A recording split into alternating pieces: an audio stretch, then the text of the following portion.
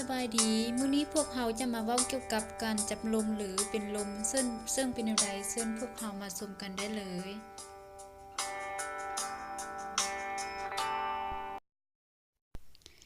การเป็นลมแม่นการหมดสติที่เกิดขึ้นทันทีทันใดย้อนการหยุดทำงานของหัวใจระยะหนึ่ง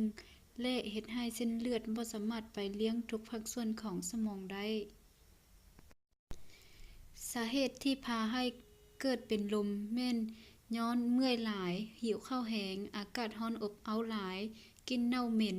ย้านกลัวหลายตกใจแฮงเห็นรูปภาพที่น่าย้านหรือเหตุการณ์รุนแรงต่อหน้าอยู่ในทำยืนดนนานอากาศขาดน้ำและได้หับเข้าให้แห้งอกุศลต่างๆอากาศแสดงออกคือเบื้องต้นคนเจ็บเริ่มหนาวสีหน้าจิตเข้าเนื้อหนังซุ่มเย็นกำมะจรเดินช้าหรือค่อยหน้ามืดตาลายและการเสียสติเริ่มเกิดขึ้นวิธีการปิ้นปัวและป้องกัน 1. ถ้าเฮาเห็นคนเจ็บผู้ใดผู้หนึ่งหรือตัวเฮาเองมีอาการคือจะเป็นลมนั้นให้นอนมูบหน้าลงนอนคว่ำหน้าหรือว่านั่งย่องย้อให้เอาหัวก้มลงระหว่างกลางหัวเข้าทั้งสองเบื้อง 2. เอาคนเจ็บนอนอยู่ในร่มบ่ให้ถึกแสงแดดเกะเสื้อผ้าออกให้ถ้านอนอยู่ในเรือนต้องไขปงเยี่ยมเพื่อให้อากาศเข้าไป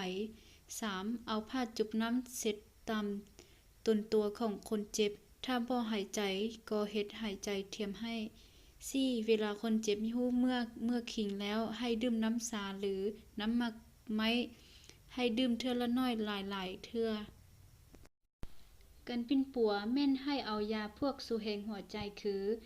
แฮปตัมมิลโคเรนมินให้ดมทามบริบูรณ์ยาม่องวิกเอาเปลือกมักเกี้ยงหรือมักนาวหรือหมดส้มคั้นให้ดมอัมโมเนียฮักให้ดม